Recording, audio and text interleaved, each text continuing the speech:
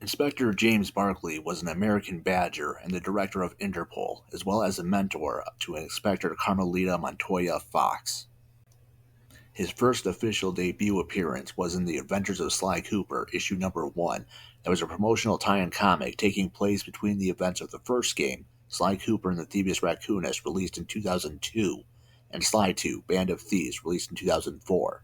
This comic issue was naturally released the same year as the latter, with going up in the issue's third and final story segment, A Chase Down Memory Lane.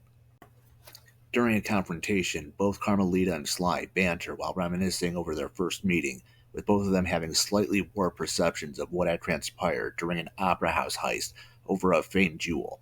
Since Barkley was grooming Carmelita to be a successor, she recalled him having complete faith in her working solo, while Sly remembered him threatening her with punitive action if she screwed up protecting the jewel, making it difficult to say what the actual objective reality of the situation was back then. At any rate, Carmelita's temporary unprofessional attitude to the theft of the jewel that she was supposed to be guarding nearly cost her her job, as well as her dream of being a well-respected officer at Interpol, before Sly began feeling sorry for her and stopped Pierre with the jewel present, while leaving his trademark calling card to save her job and pacify Barkley's frustrations with her.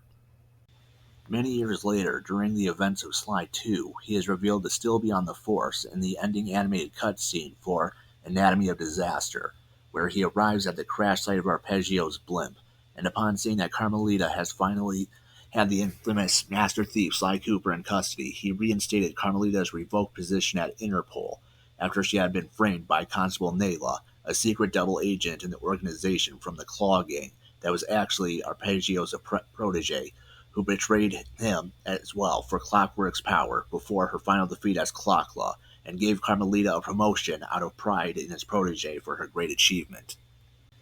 The last time he was canonically seen or mentioned in official material to date was in Sly 3, Honor Among Thieves, released in 2005, in the dialogueless animated short Goodbye My Sweet, where Carmelita was tasked with escorting the world's most expensive Bavarian chocolate bar.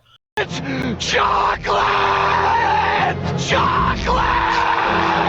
Chocolate! That is unlocked once the player achieves a 70% completion rating in the game, where, in a newspaper article briefly shown, he was interviewed and mentions that he had been on the force for 55 years and only had 3 days to go before retirement. Assured, my retirement tomorrow will be all the sweeter. Ah! I'm hit! So cold.